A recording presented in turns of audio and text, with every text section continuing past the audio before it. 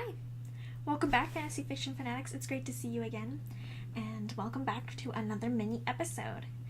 This is going to be coming from the class Dragons of Winter Night, chapters 6 through 10, and we're going to be focusing on the dream sequence and the true natures of the characters and how their deaths and their interactions in the dream kind of show the true nature of these characters, and is kind of the author's way of presenting what these people are really like inside their true core natures. So I hope that you enjoyed it, and that you will go ahead and let me know if you have any questions or concerns or comments in the description box below. I'd love to talk to you about it. And hopefully you'll get to see some of the insights I saw into these characters based on their actions in the dream. Alright, enjoy, and I'll see you next time. Okay, now for this I'm going to have to probably reference my notes a little bit, so if I'm looking down a lot, that's why. The thing I want to talk about next for the dream is about the true nature of these characters, because I believe that this dream really brought home the true nature of the characters that of the different companions. I feel like this really showed their inner personality, their inner person for every single one of them. Do you think the dream reflected the true natures of these characters? Please let me know down below what you think, because I really feel like it did, and I'm going to go ahead and show you all the things that I thought about as we went along with the dream, especially because I know some of the sections were short and sweet. Not sweet, but they were really short paragraphs of like, okay, this is what happened and now they're dead. Especially in the beginning with like Riverwind and Gold Moon and Flint. They all had these little short, quick sequences, other than a couple of the characters that managed to survive a bit longer. So let's go ahead and take a look at each of the different characters and see if you agree with me or not. But I really do believe that we get a really good look at the hearts of these characters through this dream.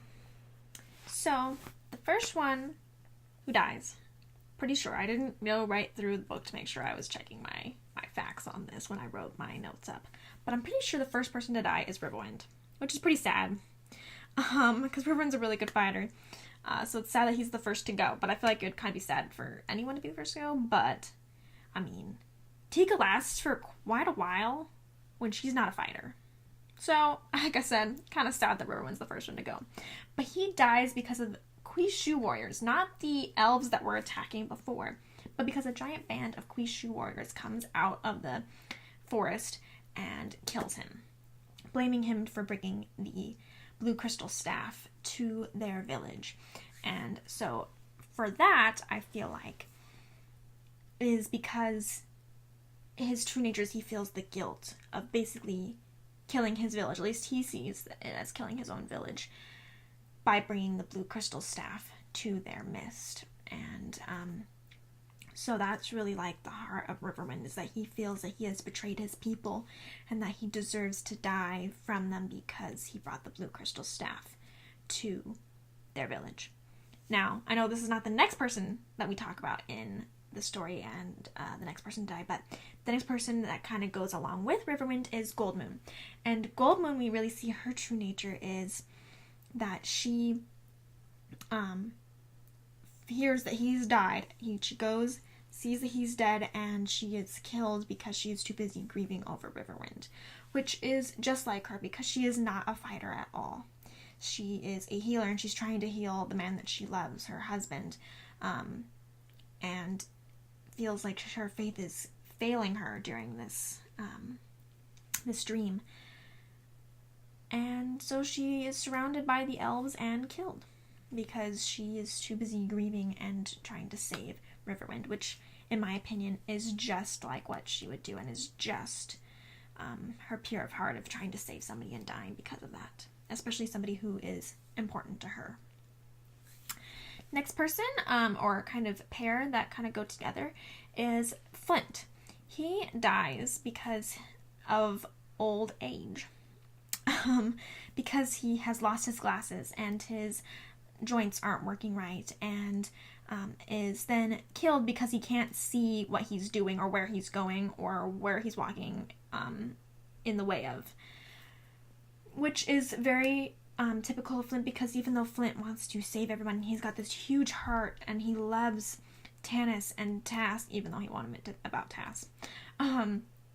And Caramon and Strum, he really cares about all his friends and is protective of them, but he is getting old. Especially, we've mentioned this in the first book, toward the beginning, when they mentioned that Tanis and Flint had been together for a long time, but Flint's getting up there in years, as dwarves go. So we already talked about how he needs his he doesn't really talk about glasses needing it, but he does talk about needing his joints to be rested, because he's kind of getting arthritis and things like that in his joints, and they're not working quite as well as he would like. He's a little bit slower than he would be normally and things like that. So Flint dies because of that, which I think is his fear, is to get too old to fight and to die and let his friends down. Tika then kills him, which I think is very, very sad. Again, part of it is because Flint is unable to see without glasses and things like that, and runs into Tika, and Tika's just killing everything. So it is really sad that Tika is the one that kills him, but it also doesn't stop Tika from then having to keep fighting for her life. And Tika dies because she is just an unexperienced fighter trying to fight off all these people, and she's just blindly trying to kill anything that moves. But eventually it overwhelms her, and I feel like that is... I think she's the one that has the least amount of showing her true self, in the fact of she's not a fighter. And so it's fairly easy to see how she would be overwhelmed and killed. But she does last quite a while, because she is very stubborn, and she does try her best, and she's just going for it. But that also is part of the true nature of why she killed Flint. I feel like that's really what shows the true nature, is that she is a sad part of her killing Flint, because she isn't a fighter. She doesn't know what she's doing. She's just trying to stay alive, and that when push comes to shove, all she's going to care about is trying to kill anything that moves. Not even considering who she's stabbing or what's going on. She's just blindly trying to survive and trying to make it so that way she will be able to continue fighting the next person. So she's just stabbing. And so that's kind of her true nature, that it's kind of shown here, is that when push comes to shove, nobody's safe from her. So get out of the way, because she's just going to try and survive.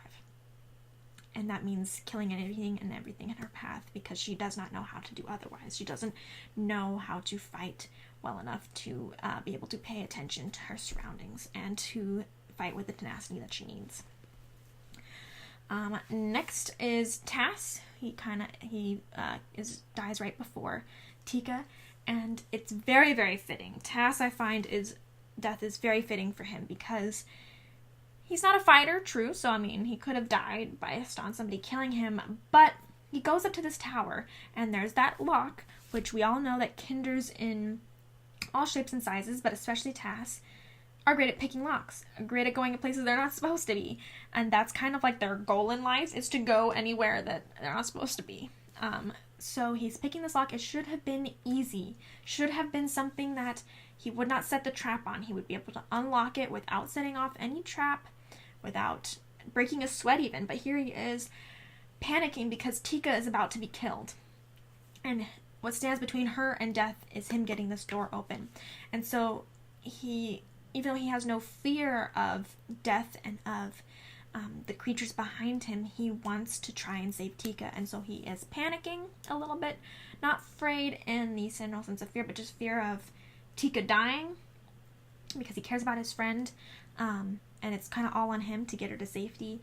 And so he fails, and not only does he take longer to unlock it than he should have, he also springs the trap and is poisoned to death, picking his beloved lock.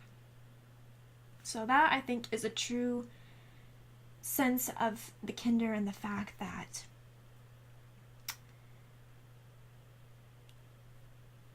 he's not afraid to die. He's not afraid of anything. He doesn't have... his adventures are great, like, things like that. Like, he doesn't have any of the normal weaknesses that everybody else does, but he dies doing something that should be so simple and so heartwarming to him. He loves picking locks. So to die from something that he is normally really good at and loves doing is kind of fitting. Then we've got Laurana and sorry. I jumped a couple people. We got Caramon. And this, again, makes me realize that Razlan is not the only person I don't totally get. A lot of times I don't get Caramon either when it comes to his brother.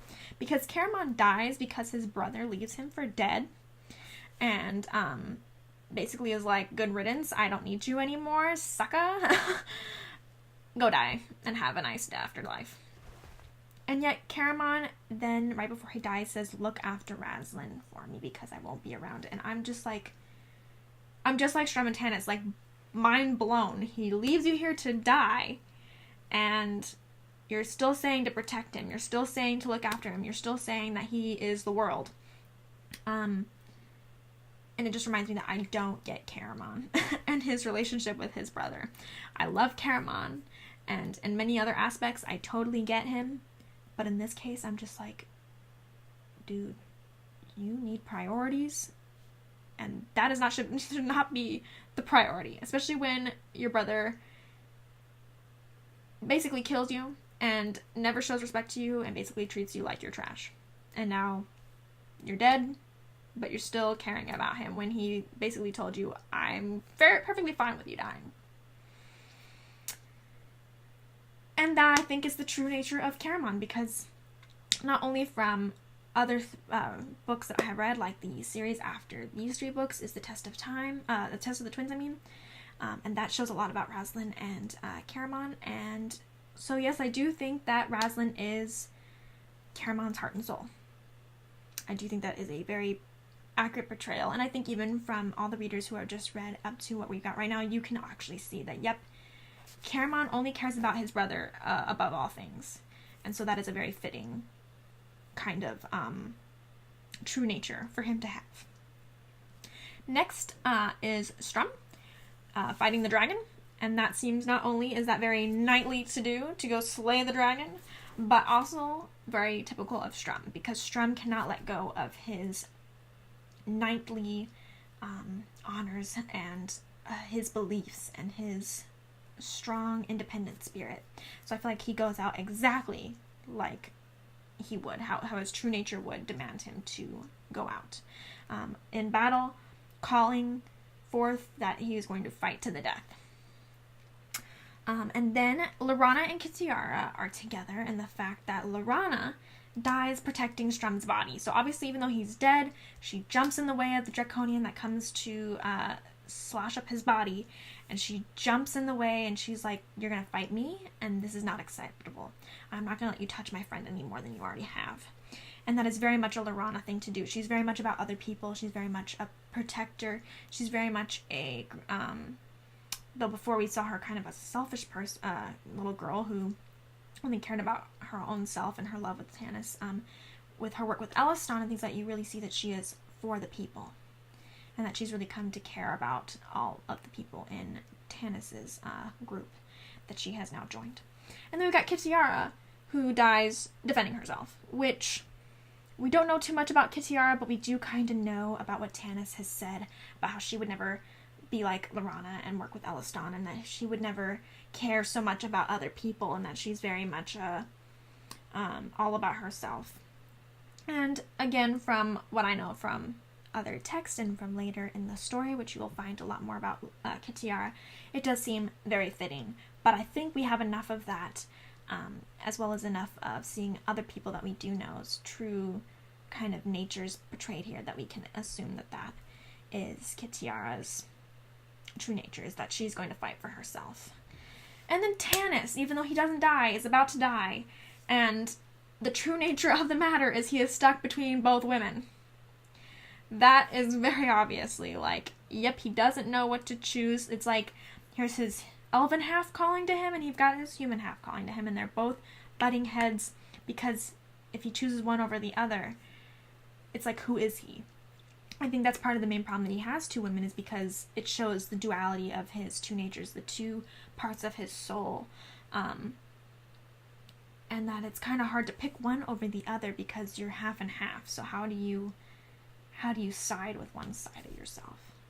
And I think that that's his main problem. And even though we know that he has learned that he is in love with Laurana, and truly wants her, not Kitiara anymore, it's still hard because he still cares about Kitiara, and he still cares about his human half, and he still has a lot of human friends that he cares about. So the dual nature of his life is still clashing against each other.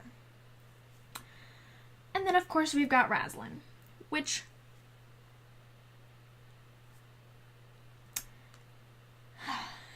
is more and more complicated. We're going to talk a little bit more about Raslin in a second, but just to finish this off, we do have the fact that he becomes black-robed. He becomes strong and confident and not sickly at all. And we've got that fact that he knows that it's a dream, and this invisible mentor that he talks to. And we've got the fact that he leaves Caramon to die, saying that he doesn't need him anymore. And we've got him being the last man standing. So the true nature of that being very interesting to see, if that is his true nature. Yeah, like I said, we're going to talk about Raslin in a second, but I just wanted to talk about a little bit why I brought up this conversation and kind of took so many details of it. Is it's important because I feel like we're really getting an insight into these characters. It's really giving us a character development moment, as well as adds to the horror, because we see how horrific it is to kind of be splayed out in this way. If that makes any sense. Kind of like when they're dying and showing their true selves, and so it's kind of like their heart and soul is being bled out, and that they died because of who they are. And so I feel like it's a really important moment, not only for the story, but also for the character development, for how we see the characters, for the insights that we get of the characters, and you're just like, man, that really hits home to who this person is. And that it's, within all this horror, it's really a striking blow to the chest, especially for some of the characters than others. But it's just very important, I think, that the authors put this in and really showed the characters and who they are, and will give us new insights, new understanding, new questions as well for the coming story. And we're going to see how these insights into these characters lead us forward in the story.